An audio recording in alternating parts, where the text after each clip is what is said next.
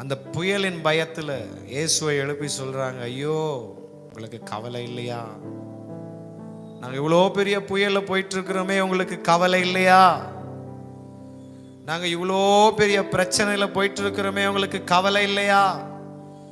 நாங்க இவ்வளோ பெரிய கவலை கண்ணீர் போராட்டத்துல தூங்காம சாப்பிடாம வேதனைக்குள்ள போயிட்டு இருக்கிறோமே, உங்களுக்கு கவலை இல்லையா?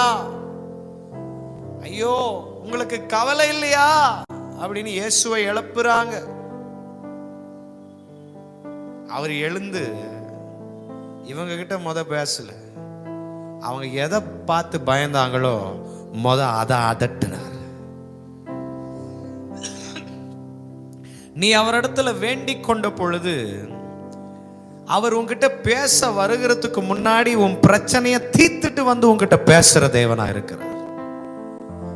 அவங்க உங்களுக்கு கவலை இல்லையா ஏஞ்சி பேசல, நேரா எழுந்து போய் அமைதலாயிரு, இறையாதே என்று அவர்கள் பயந்ததை அடக்கி பின்பு வந்து இவங்க கிட்ட பேசுறாரு.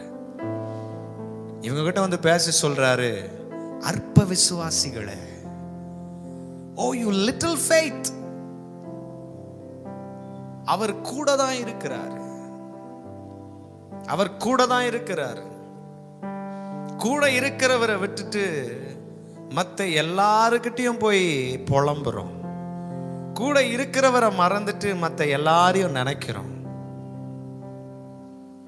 அவர் இருந்தாலும் அவர் செய்வார்ன்றத மறந்துடுறோம்.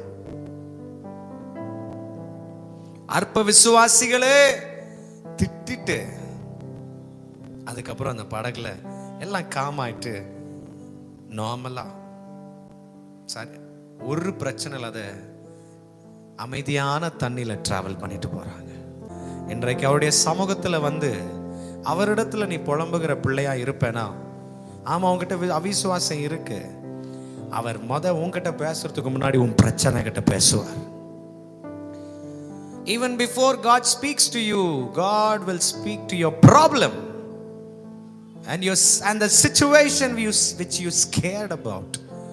நீ பயந்த பிரச்சனை கிட்ட பார்த்து பேசுவார், அமைதியாயிரு, இனி என் பிள்ளைய பயம் கொடுத்துற வேலை வச்சுக்காத, அதை அடக்கி பின்பு வந்து தம் பிள்ளைங்களோடு பேசுறார். இதுதான் தேவன் செய்கிற கிரியை.